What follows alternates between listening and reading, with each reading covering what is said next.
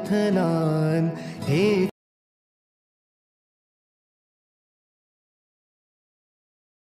व्यक्त करण्यापूर्वी आपला अल्प परिचय करून घ्यावा. आपलं नाव आणि संस्थेचं आपलं पदनाम याचा परिचय कृपया करून घ्या. नमस्ते, मी संतोष तुकाराम नाईक, ग्रामविकास शिक्षण मंडळ ऐनवाडी तालुका खानापूर जिल्हा सांगली संस्था प्रतिनिधी. सर्वांना नमस्ते. एक आनंद वाटतो की पहिल्यांदाच इतिहासामध्ये अशा प्रकारचं संस्था चालक आणि मंत्री महोदय आणि सर्व आदरणीय आयुक्त साहेब, सर्व संचालक मंडळ आणि सर्वच असणारे अधिकारी वर्ग हा इतिहास घडतोय. हा एक सुवर्णाक्षराने लिहावा हा क्षण. अतिशय चांगल्या पद्धतीनं आनंददायी गुणवत्तापूर्ण अशा प्रकारची शिक्षण योजना 2023च्या माध्यमातून सुरू झाली. अनेक असणाऱ्या समस्या त्याच माध्यमातून आमच्या भागामध्ये बघितला. हा डोंगरी भाग स्वर्गवासी अनिलराव बाबर यांच्या माध्यमातून हा असणारा डोंगरी भाग, त्या ठिकाणी सांगली जिल्ह्यामधून कुठल्याही भागातून येताना 3 घाट आहेत आणि त्या घाटाच्या माध्यमातून असणारा हा भाग सर्व दुर्गम असणारा भाग. अगदी शेतकरी, शेतमजूर, कामगार यांची असणार शिकणारी मुलं. 2 मे 2012 नंतर त्या ठिकाणी नोकर भरती बंदी झाल्याने 5 जागा रिक्त झाल्या. तरी आमच्या संस्थेचे अध्यक्ष आदरणीय भाऊ यांच्या माध्यमातून असं न करता, कारण शाळा बंद करण्याचीच वेळ आली होती, तरी मी उच्च न्यायालय यांच्या माध्यमातून त्या जागा करून घेतल्या. परंतु अद्याप 1 जागा राहिलेली आहे. मुचे मागणी हीच मुची प्रार्थनान हेच मुचे मागणी. माणसाने माणसाशी माणसा समवागणे.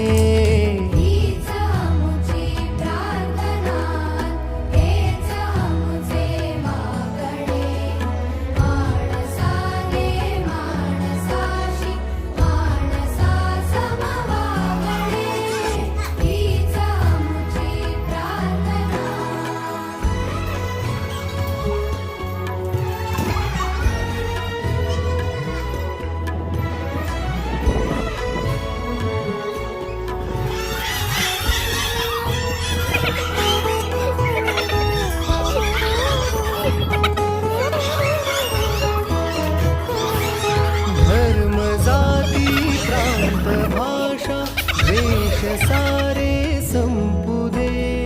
धर्म जाती प्रांत भाषा वेश सारे संपू दे. एक निष्ठा एक आशा एक रंगी रंगू दे. अनपुन्हा पसरो मनावर शुद्धतेचे चातडे. माणसाने माणसाशी माणसा समवागणे. हीच आमची प्रार्थना,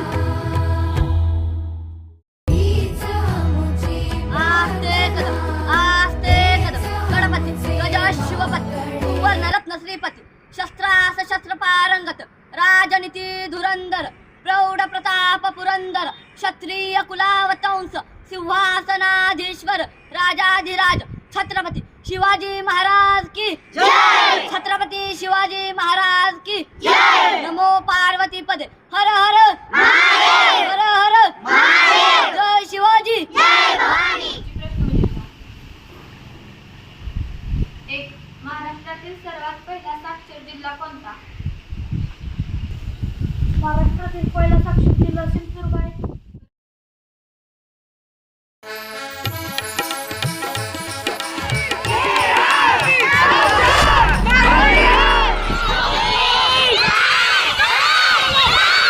शाळा जसा लावी ती लळा माऊली आपुल्या बाळा. शाळा आणि शाळेतले शिक्षक म्हणजे बालकांवर अनमोल संस्कार करणारी दुसरी माऊलीच. मला सांगा सुख म्हणजे नक्की काय असतं. मला सांगा सुख म्हणजे नक्की काय असतं. काय पुण्य असलं की ते शाळेतच मिळतं. मला सांगा सुख म्हणजे नक्की काय असतं. काय पुण्य असलं की ते शाळेतच मिळतं.